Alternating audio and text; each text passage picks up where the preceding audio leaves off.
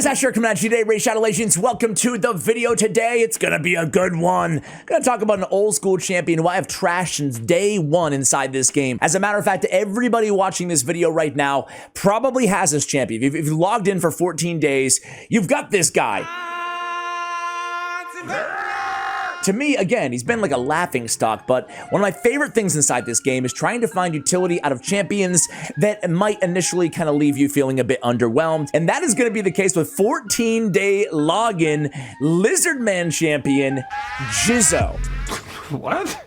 Me? That's right, Jizoh. I don't think we've ever even done any sort of spotlight, even trashing Jizoh here on the channel before. To me, again, he's kind of one of those champions that's been, you know, kind of like an absolute dud of a champion. But I looked at his kit today, or yesterday, and I thought to myself, dude, this guy actually might be really solid for a Magma Provoker or for Hydra Clan Boss. Not just for a Provoker for the Head of Decay, but also for a Mischief Tank. And then I built him in a build that I think you guys will absolutely love. And the truth is, he's really solid. Again, for progression in those two areas specifically. He's not a bad tank. Let's take a look at why. On his A1, a two-time hitter defense-based champion, his base defense pretty solid, right? 1387. His speed leaves a bit to be desired, but so do most provokers at 94. His Fierce Protector A2 ability is a 5-turn cooldown, but it's an extra turn ability, okay? Shield for 3 turns and a counterattack for 2 turns on an ally grants an extra turn. The shield is based on defense. He can place that counterattack on himself as well. On the A3, Ryle, 4-turn cooldown, attack 1 enemy, 100% chance to place provoke for 2 turns, okay? And then he has the continuous heal on himself as well for 2 turns. So a 4-turn provoke that lasts for 2 turns with the extra turn ability on the A2. We put him in a reflex set, right? Or a merciless set, and now we're cooking. Nice and hot.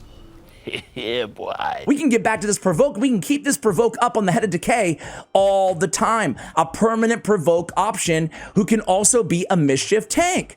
Let me go ahead and show you the build. We'll talk a little bit about options that you have and stats that you want to make sure you reach. We're going to be trying him on Hydra Brutal today and Magma Dragon. So let's search for some Jizoh. There we go. And here he is. We have him in Reflex and in Perception. Total stats here are going to be 36k, 4200 on the defense, 234, crit rate, crit damage, negligible, whatever. 439, we'd want that resist on there, and then 245 on the accuracy. Okay, I want to go right to the masteries real quickly. We have War Master. That would be ideal for some amount of damage from this champion.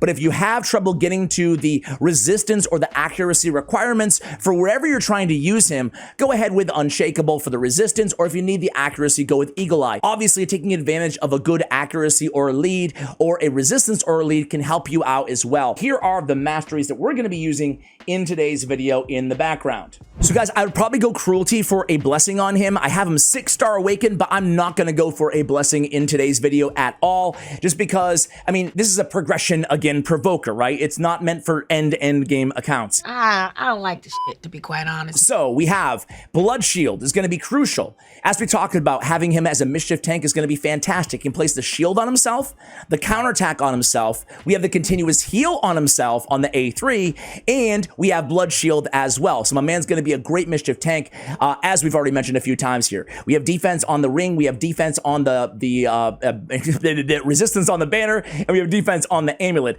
I purposely tried not to glyph or ascend anything that we're going to be using today as well. We do have speed on the boots, we have resistance on the chest, and we have defense percentage on the gauntlets. Again, obviously we need to keep him alive for survivability, but he does bring that nice shield to the table as well that he's going to be putting on himself, at least how we're using him. So that's the build, guys. Good old Jizoh. Huh? Oh man, this champion. Let's go ahead and quickly, as a quick appetizer before the main course, let's run him in Magma Dragon. The cool thing is this dude, this is Doom Tower Hard. This is stage or floor 60. He can provoke any stage of Magma Dragon. He can be your main provoker in the same way as a War Chief could be, right? With a 2-turn provoke.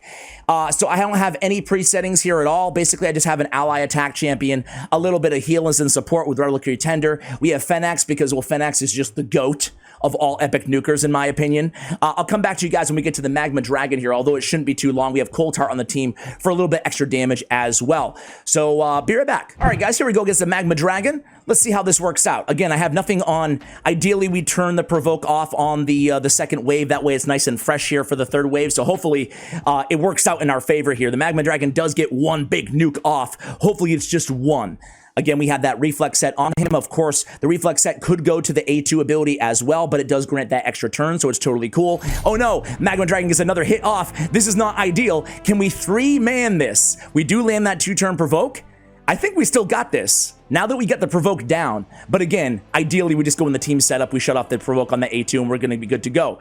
But again, you can see, bringing that shield and his own continuous heal gives him the self-survivability, so to speak, right? Where even with Reliquary Tender down, he's still able to be the main provoker and the main tank here for Magma Dragon. Even in the early game, this dude could be a pretty solid tank, right? I mean, man, I can't believe I slept on this dude for so long. Again, is he the best epic in the game? Absolutely not, right? I feel like whenever I do one of these undervalued epic, I get like 1 or 2 comments being like, this guy's trying to tell me Jizoh's an S-tier epic. No, I'm not. I'm just saying he's a lot better than I freaking thought he was, right? I thought he was a trap initially, and I was wrong. Keep that provoke up basically permanently on the Magma Dragon, just like he's gonna do on the Head of Decay, and we're gonna be good to go, right? Look at him tanking. No big deal. He's got the continuous heals. Perfect. Come back at you at the end of this one, but you guys can see right before your very eyes. 2-turn provoke on a 4-turn cooldown with the extra turn ability, with the reflex set. Hell yeah, it's actually pretty good. Be right back. All right, guys, there we go. Jizoh getting the job done. Basically 3-manning it with Lady Mikage and Phoenix at the end. Oh, as I said earlier, man, I just try to find a way to sneak Phoenix into any video. He's just become my favorite epic damage dealer in the entire game. You could argue if he's the best or not, but he's my fave. He is my fave, man. Anyway, let's go into Clan Boss. Let's go into Hydra here, and let me make a team for Brutal. All right, guys, here we go. So we're doing great here, man. This is a very realistic first type of team that you might be using an easy 1-key here in Hydra Brutal, and we're the wrong affinity to be a mischief tank, and it's still working out great for us, which is fantastic. 96 million damage here. We'll go over the final stats in the team. We have Ursula as a reviver here.